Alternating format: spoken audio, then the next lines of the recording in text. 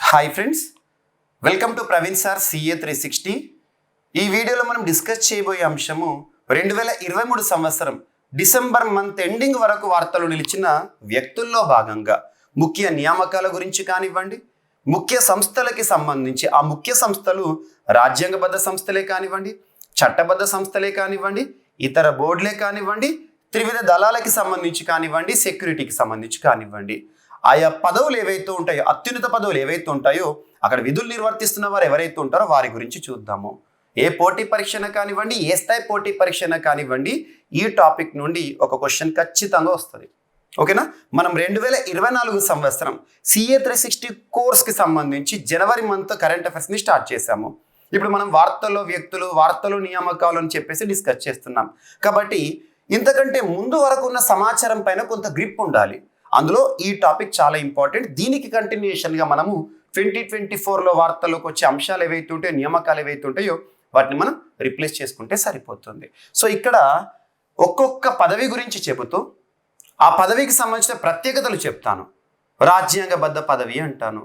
భారతదేశంలోని అత్యున్నత చట్టం మన రాజ్యాంగం. అటువంటి రాజ్యాంగంలో ఏదైనా ఒక ఆర్టికల్లో కానివ్వండి, ఒక భాగంలో కానివ్వండి, ఎక్కడైనా చలే ఒక సంస్థకి సంబంధించి లేదా ఒక పదవికి సంబంధించి ప్రస్తావన ఉంది అంటే అది రాజ్యాంగబద్ధ పదవి, రాజ్యాంగబద్ధ సంస్థ అని పిలుస్తాం. కాన్స్టిట్యూషనల్ అంటాము. అటువంటివి మనం చూద్దాం. ఎట్ ద సేమ్ టైం చట్టబద్ధ సంస్థలు ఏవైతే ఉంటాయో వాటికి సంబంధించి ఏ చట్టం ఆధారంగా ఒక సంస్థ పనిచేస్తుంది, ఈ బేసిక్ డేటా ఇస్తూ మీకు అక్కడ వ్యక్తుల గురించి చెప్తాను. వార్తల్లో వ్యక్తులు చదివేటప్పుడు నేరుగా చదవడం కాదు, సింగిల్ లైన్లో కాదు, దానికి సంబంధించి కొంత గ్రౌండ్ చూడాలి. అది జనరల్ స్టడీస్లో భాగంగా మనకు గ్రిప్ ఉంటే లింక్ చేసుకుంటూ వెళ్ళాలి. సో ఈ వీడియోని చివరి వరకు చూడండి. మన సిఏ 360 సబ్స్క్రైబర్స్ ఎవరైతే ఉంటారో, ఇక 2024 సంవత్సరంలో వార్తలోకి వచ్చే వ్యక్తులు ఎవరైతే ఉంటారో, మనం ఒక్కొక్కరు ఇక్కడ పదవిలో ఉండేవారు ఎవరైతే ఉంటారో పదవి శాశ్వతం, కానీ పదవిలో ఉండే వ్యక్తులు మాత్రం శాశ్వతం కాదు. ఇక్కడ కొత్తగా ఎవరైనా వ్యక్తి వచ్చారనుకోండి, వారిని మనం రిప్లేస్ చేసుకోవాల్సి ఉంటుంది. ఓకేనా? ఇది బేసిక్గా చూడండి మీరు, ఎందుకంటే basic general knowledge point of వ్యూలో చూడండి. ఓకేనా? So first controller and auditor general, CAG అంటాము. భారతదేశంలోని అత్యున్నత చట్టం మన రాజ్యాంగం. మన రాజ్యాంగంలో 5వ భాగం, 5th part of Indian constitution, 5వ భాగంలో ఆర్టికల్ 148 నుండి ఆర్టికల్ 151 వరకు ఈ పదవి గురించి పేర్కొనడం జరిగింది. కాగ్ పదవి గురించి ఏ భాగంలో, ఏ ఆర్టికల్స్లో పేర్కొనడం జరిగింది అంటారు. ఇవి ఇంపార్టెంట్. అందులో కూడా very very important article 148, CAG అనేది ఒక రాజ్యాంగబద్ధ పదవి, ఇట్ ఈస్ కాన్స్టిట్యూషనల్. మరి అలాంటి కాగ్కి సంబంధించి ఇంకా బేసిక్గా చూసామనుకోండి, మన భారతదేశంలోని అత్యున్నత చట్టమైన రాజ్యాంగంలో ఈ కాగ్ అనే పదవిని చేర్చడానికి ఆధార రాజ్యాంగం ఏంటంటే బ్రిటన్ రాజ్యాంగం. అక్కడి నుండి మనం దీన్ని స్వీకరించడం జరిగింది. గుర్తుంచుకోండి, సోర్సెస్ ఆఫ్ ఇండియన్ కాన్స్టిట్యూషన్లో ఇవన్నీ ఇంపార్టెంట్ మనకి. సో ఇప్పుడు కంట్రోలర్ అండ్ ఆడిటర్ జనరల్ ప్రస్తుతం ఎవరున్నారు భారతదేశంలో అంటే గిరీష్ చంద్ర ముర్ము గారు ఉన్నారు. జీసీ ముర్ము గారు ఒడిషా రాష్ట్రానికి సంబంధించిన వ్యక్తి. గిరిజనులు. ప్రస్తుతం భారతదేశంలో అత్యున్నత పదవి రాష్ట్రపతి. రాష్ట్రపతిగా విధులు నిర్వర్తిస్తున్న ద్రౌపది ముర్ము గారు ఎవరైతే ఉంటారో తను కూడా ఒడిషా రాష్ట్రము. ఇక్కడ రాజ్యాంగబద్ధ పదవి అయిన CAG, controller and auditor general, ఈ పదవిని కూడా ఒడిషా రాష్ట్రానికి సంబంధించిన వ్యక్తే నిర్వర్తిస్తున్నారు. జీసీ ముర్ము, గిరీష్ చంద్ర ముర్ము. మరి ఎన్నవ వారు ప్రస్తుతం విధులు నిర్వర్తిస్తున్న వారంటే 14వ వారు. గుర్తుంచుకోండి, 14th CAG in India GC Murmu. మరి ఏ ఆర్టికల్ ఈ కాగ్ పదవి గురించి చెప్తుంది? 148. గుర్తుంచుకోండి. ఇక ఇవన్నీ కాగ్కి సంబంధించి అధికారాలు కానివ్వండి, వారు నివేదిక సమర్పిస్తారు, ఎవరికి సమర్పిస్తారు, ఇటువంటివన్నీ మనం చూస్తూ ఉంటాం రాజ్యాంగంలో. రాజ్యాంగంలోని 5వ భాగంలో కాగ్ పదవి గురించి ప్రస్తావించడం జరిగింది.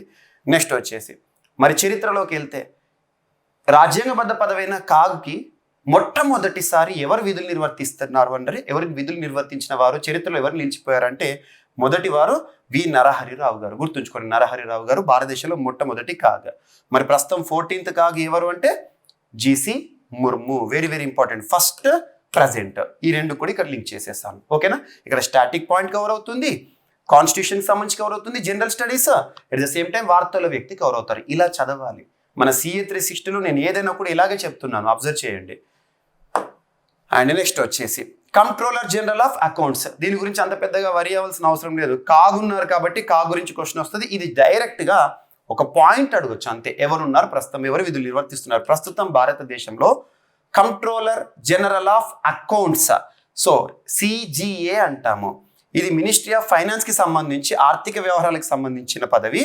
సో ప్రస్తుతం ఎస్ఎస్ దుబే గారు విధులు నిర్వర్తిస్తున్నారు. 24th సిజిఏ అని గుర్తుంచుకోండి. మరి ఈ పదవి ఎప్పుడు ప్రారంభమైంది అంటే అక్టోబర్ మాసం 1975లో ప్రారంభమైంది.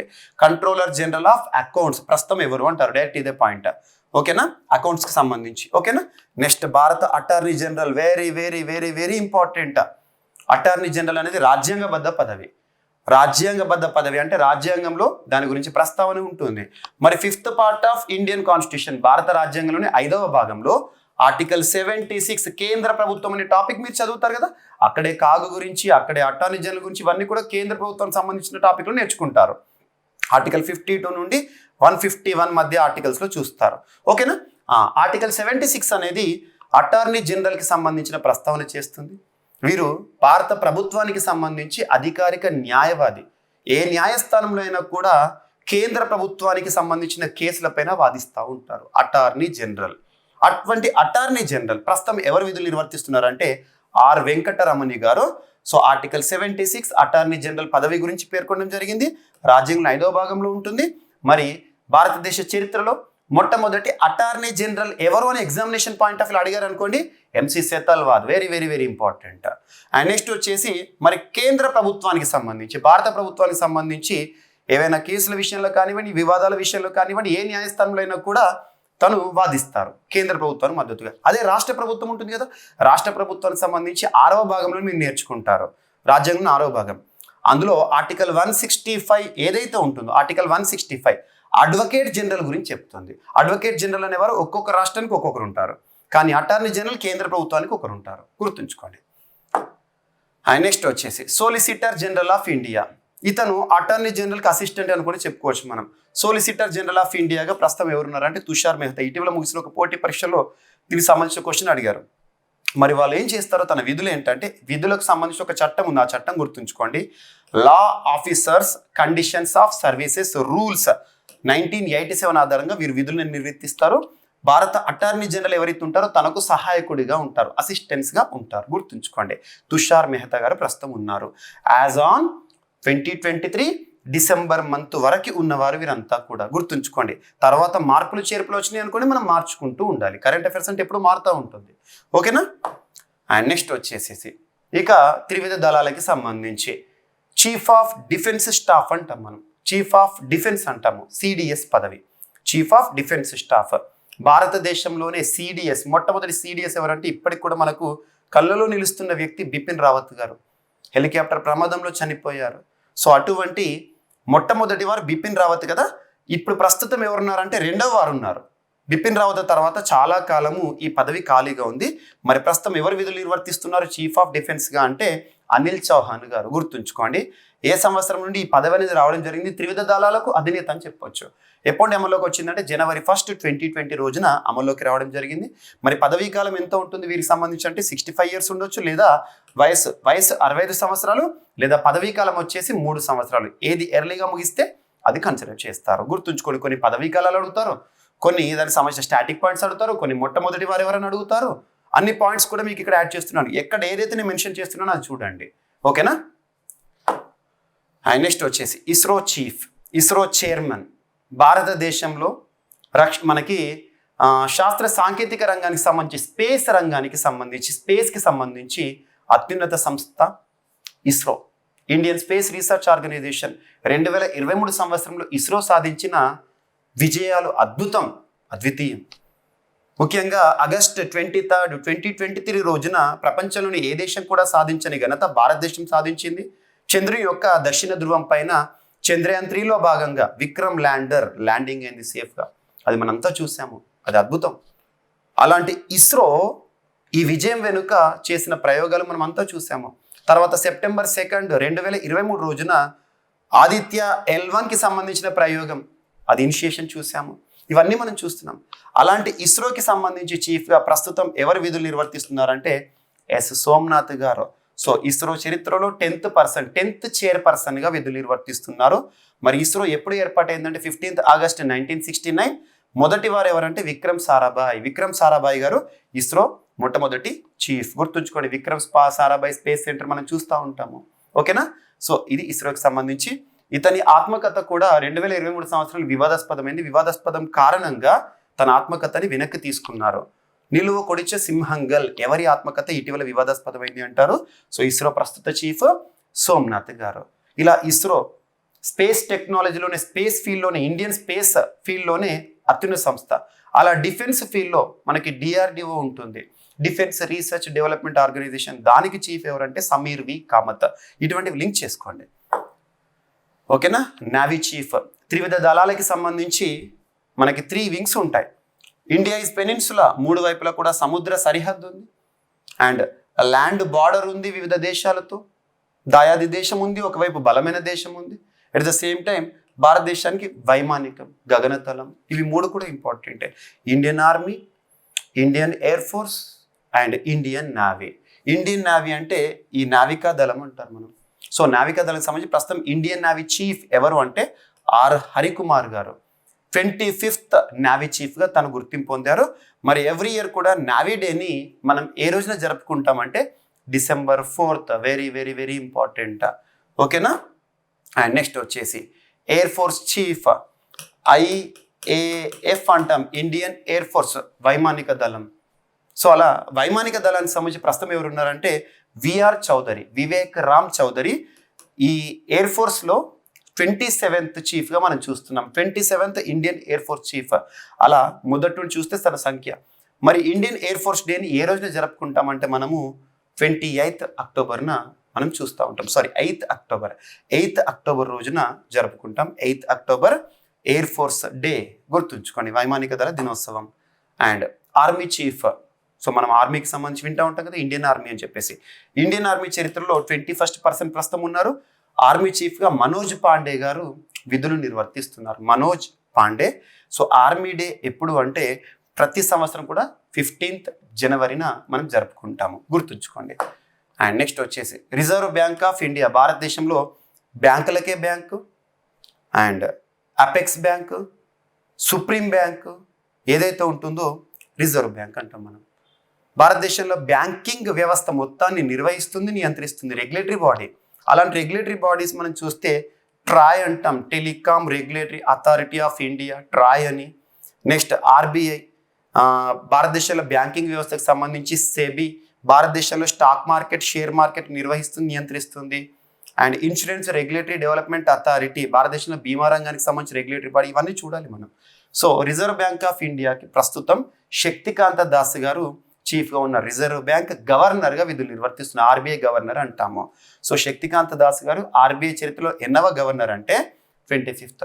మరి భారతదేశంలో RBIకి సంబంధించిన చట్టం ఏ సంవత్సరం అంటే 1934 RBI act. And next supreme court ప్రధాన న్యాయమూర్తి. సుప్రీంకోర్టు చరిత్రలో 50వ ప్రధాన న్యాయమూర్తి CJI ప్రస్తుతం ఎవరు విధులు నిర్వర్తిస్తున్నారంటే DY చంద్రచూడ్. సుప్రీంకోర్టు చరిత్రలో 50వ ప్రధాన న్యాయమూర్తి, భారత 50వ ప్రధాన న్యాయమూర్తి. సో సుప్రీంకోర్టు అమల్లోకి వచ్చింది ఎప్పుడు అంటే 28th జనవరి 1950. సుప్రీంకోర్టుకి సంబంధించి 75th సెలబ్రేషన్స్ చూస్తున్నాం, 75 యానివర్సరీ. మనం అదొకటి ఇంపార్టెంట్. నెక్స్ట్ సుప్రీంకోర్టు చరిత్రలో మొట్టమొదటి ప్రధాన న్యాయమూర్తిగా జస్టిస్ HJ కాన్యా గారు విధులు నిర్వర్తిస్తున్నారు. అండ్ నెక్స్ట్ వచ్చేసి తను మొట్టమొదటి వారు, ప్రస్తుతం విధులు నిర్వర్తిస్తున్నవారు వీరు. అండ్ సుప్రీంకోర్టు సంబంధించి మీకు ఇంకా కొన్ని క్వశ్చన్స్ రావచ్చు. అయోధ్య రామ మందిరానికి సంబంధించి తరచూ వార్తలకు వస్తుంది కాబట్టి అయోధ్య రామ మందిరం తీర్పు ఇచ్చిన వారు ఎవరు అంటారు? Ranjan Gogoi. And Kesavananda Bharati case. So ఇటీవల తరచూ వార్తలకు వస్తుంది. కేశవానంద భారతి కేసు 50 years అయింది తీర్పు వచ్చి. ఆ కేసు భారతదేశ చరిత్రలోనే అతిపెద్ద రాజ్యాంగ ధర్మాసనం 13 మంది న్యాయమూర్తులు కేసు తీర్పు ఇవ్వడం జరిగింది. దానికి సిక్రీ గారు కానివ్వండి, ఇటువంటివి చూడండి కొన్ని. గోలక్నాథ్ కేసు, ఇటువంటివి ఇంపార్టెంట్. అండ్ నెక్స్ట్ వచ్చేసి 15th ఫైనాన్స్ కమిషన్.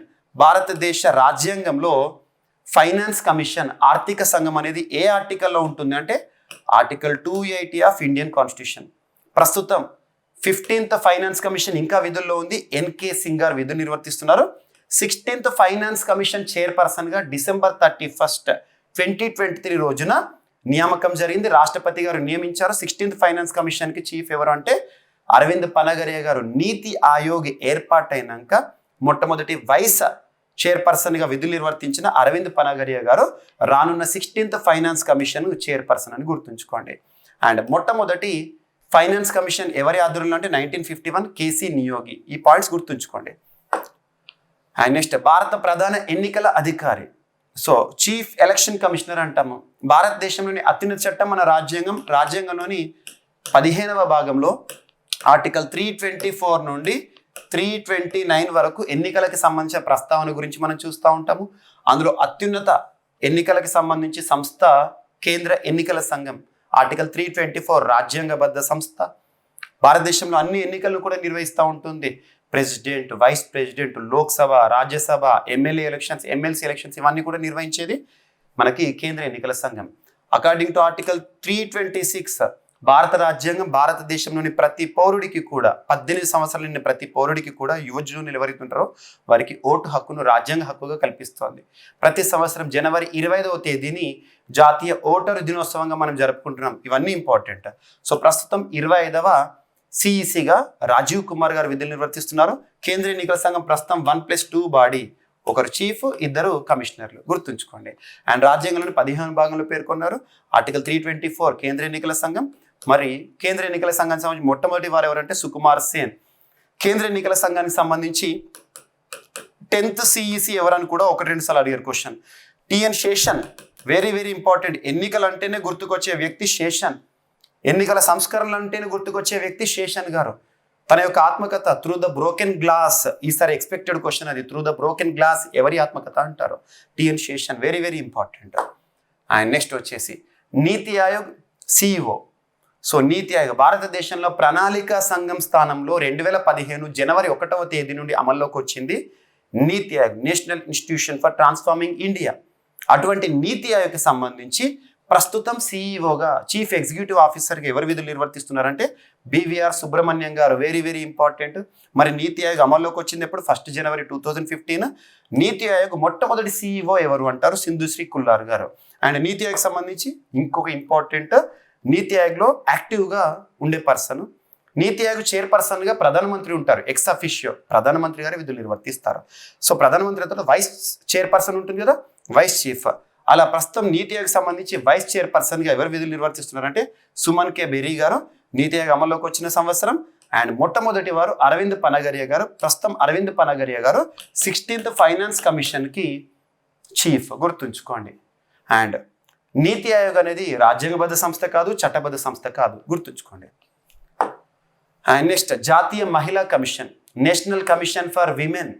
భారతదేశంలో మహిళలకు రాజ్యాంగం కల్పిస్తున్న హక్కులు కానీ, రక్షణలు కానివ్వండి, మహిళలకు సంబంధించిన చట్టాలు కానివ్వండి, మహిళలకు సంబంధించిన పథకాలు కానివ్వండి, మహిళల కోసం పనిచేస్తున్న ఒక సంస్థ జాతీయ మహిళా కమిషన్. ఎన్సిడబ్ల్యూ అంటాం. ఇది చట్టబద్ధ సంస్థ. చట్టబద్ధ సంస్థ అంటే భారత రాజ్యాంగంలో ఉండదు, కానీ పార్లమెంట్ రూపొందించిన ఒక చట్టం ఆధారంగా ఏర్పాటి కీలకంగా పనిచేస్తూ ఉంటుంది. ఎన్సిడబ్ల్యూ 1990 చట్టం, national commission for women act 1990 ఆధారంగా 1992 జనవరి 31 రోజున ఏర్పడింది. ఆ సంస్థకి మొట్టమొదటి చైర్పర్సన్గా జయంతి పట్నాయక్ గారు విధులు నిర్వర్తించారు. తను రీసెంట్గా మరణించారు. ప్రస్తుతం జాతీయ మహిళా కమిషన్కి మనకి ఎవరు చీఫ్గా ఉన్నారంటే రేఖా శర్మ గారు. తన పదవీకాలం కూడా పొడిగించారు. సో జాతీయ మహిళా కమిషన్ మొట్టమొదటి వారు జయంతి పట్నాయక్, మరణించారు రీసెంట్గా. Expected question. ప్రస్తుతం ఎవరంటే రేఖా శర్మ. నెక్స్ట్ వచ్చేసి law commission. So 22nd law commission ప్రస్తుతం ఉంది. మరి లా కమిషన్కి ప్రస్తుతం ఎవరున్నారంటే ఎవరి ఆధ్వర్యంలో అంటే రితురాజ్ అవస్థి గారు. మొట్టమొదటి లా కమిషన్ చరిత్రలో ఎవరి ఆధ్వర్యంలో అంటే MC Setalvad. Very very important. And Lok Sabha speaker, భారతదేశంలో చట్టసభ, ప్రజలు ఎన్నుకున్న సభ. లోక్సభకి సంబంధించి ప్రస్తుతం 17వ లోక్సభ. 17వ లోక్సభ 2019 నుండి 2024 సమయం. 2024లో ఎన్నికలు జరుగుతాయి. అప్పుడు 18 లోక్సభ ఎన్నికలు. సో అప్పటి వరకైతే మనం ఇతని పేరు గుర్తుంచుకోవాలి. లోక్సభ స్పీకర్గా ఎవరున్నారంటే ఓం బిర్లా గారు. గుర్తుంచుకోండి. 17th లోక్సభ స్పీకర్ మొట్టమొదటి వారు G V Mavalankar. Very very important. And railway board చరిత్రలోనే మొట్టమొదటి మహిళా సిఇఓగా, మహిళా చైర్పర్సన్గా రీసెంట్గా ఒక పర్సన్ వార్తలోకి వచ్చారు, జయ వర్మ సిన్హా గారు. Very very very important. మరి రైల్వే బోర్డు మొట్టమొదటి చైర్పర్సన్ ఎవరంటే ఎఫ్సి బద్వార్ గారు. కానీ ఇప్పుడు మనం జయవర్మ సిన్హా గారి పేరు గుర్తుంచుకోండి. మొట్టమొదటి అనే పదంతో వార్తల్లోకి వచ్చిన మహిళలు ఎవరైతే ఉంటారో వారిపైన ప్రత్యేక శ్రద్ధ చూపండి. ఏ పోటీ పరీక్ష, ఏ స్థాయి పోటీ పరీక్ష ప్రస్తుతం నారీ శక్తిని మనం చూస్తున్నాం కాబట్టి మహిళలపైన క్వశ్చన్ వచ్చే అవకాశం ఉంది. అండ్ సో FTII, సో ఫిల్మ్కి సంబంధించి Indian film and television institute, ఆ సంస్థకి సంబంధించి చీఫ్గా ఆర్ మాధవన్ గారు విధులు నిర్వర్తిస్తున్నారు. అండ్ ఇండియన్ కోస్ట్ గార్డ్, తీరగస్తీ అంటాము, 25th డైరెక్టర్ జనరల్గా ప్రస్తుతం ఎవరు విధులు నిర్వర్తిస్తున్నారంటే రాకేష్ పాల్ గారు. ఇండియన్ కోస్ట్ గార్డ్ అని ప్రతి సంవత్సరం ఎప్పుడు జరుపుకుంటామంటే February 1st, very very important. And central industrial security force CISF, మనము ఎయిర్పోర్ట్స్లో కానీ పెద్ద పెద్ద కేంద్ర ప్రభుత్వానికి సంబంధించిన సంస్థలో కానీ చూస్తూ ఉంటాం security guards CISF. So CISF చరిత్రలోనే మొట్టమొదటి మహిళా డైరెక్టర్గా సీనియర్ IPS అధికారిని గారు రీసెంట్గా వార్తల్లోకి వచ్చారు. తన పేరు నైనా Singh, very very very important. And next వచ్చేసి యూనివర్సిటీ గ్రాంట్స్ కమిషన్, భారతదేశంలో యూనివర్సిటీస్కి సంబంధించిన ఒక రెగ్యులేటరీ బాడీ అని చెప్పొచ్చు. యూనివర్సిటీస్ అన్ని కూడా వీరి గైడ్లైన్స్లోనే పనిచేస్తాయి. అటువంటి UGC చైర్పర్సన్గా తెలుగువారు మామిడాల జగదీష్ కుమార్ గారు విధులు నిర్వర్తిస్తున్నారు. UGCకి సంబంధించిన చట్టం ఏ సంవత్సరం అంటే 1956. And next council of scientific and industrial research, so CSIR అంటాం, council of scientific and industrial research, Shanti Swarup Bhatnagar గారు ఏర్పాటు చేశారు వ్యవస్థాపకులు. సో అటువంటి ఈ సంస్థ చరిత్రలోనే మొట్టమొదటి మహిళా చీఫ్గా, మహిళా డైరెక్టర్ జనరల్గా నల్లతంబి కలైసెల్వి గారు విధులు నిర్వర్తిస్తున్నారు. ఈ సంస్థ ఎప్పుడు స్థాపించబడింది అంటే 1942, 26th సెప్టెంబర్. శాంతి స్వరూప్ భట్నాగర్ గారు వెరీ వెరీ ఇంపార్టెంట్ వ్యవస్థాపకులు. And next SEBI, securities exchange board of India, భారతదేశంలో షేర్ మార్కెట్, స్టాక్ మార్కెట్ నియంత్రిస్తుంది, నిర్వహిస్తుంది. ఈ సంస్థకి ప్రస్తుతం ఎవరు చీఫ్గా విధులు నిర్వర్తిస్తున్నారు? సెబీ చైర్పర్సన్ ఎవరు అంటే Madhabi Puri Buch, very very very important. So ఇది మనకి CA 360 2024 సబ్స్క్రైబర్స్ ఎవరైతే ఉంటారో మనకి, ఇప్పుడు మీకు ఈ వీడియో ఇచ్చాను కదా, మనం ఏం చేద్దామంటే ఇక ఒక్కొక్క పదవి నియామకం వార్తల్లోకి వస్తూ ఉంటుంది. ఆ నియామకం వార్తల్లోకి వచ్చినప్పుడు ఈ టాపిక్ ఏదైతే ఉంటుందో మనం దీనిలో అప్డేట్ చేసుకుంటూ పోవాలి ఇక. సో అలా ఏదైనా సరే కరెంట్ అఫైర్స్లో భాగంగా రెగ్యులర్గా అప్డేట్ అవుతూ ఉంటుంది. సో మనం ఇది చూడాలి. ఇటువంటివి మనం రెగ్యులర్గా ప్రాక్టీస్ చేస్తా అంటే కొన్ని కాంపిటేటివ్ ఎగ్జామినేషన్స్ ఎలా ఉంటాయంటే కొన్ని గుర్తు పెట్టుకుంటేనే మార్క్స్ వస్తాయి, కొన్ని కాన్సెప్ట్ తెలిస్తేనే మార్క్స్ వస్తాయి. ఇది ఎక్స్క్లూజివ్గా మెమరీ బేస్డ్ క్వశ్చన్. గుర్తుంటే రాయగలుగుతాము, గుర్తు లేకపోతే మార్క్ పోతుంది. కాబట్టి ఇంపార్టెంట్. ఓకేనా? మరొక వీడియోలో మళ్ళీ కలుద్దాం. Thank you.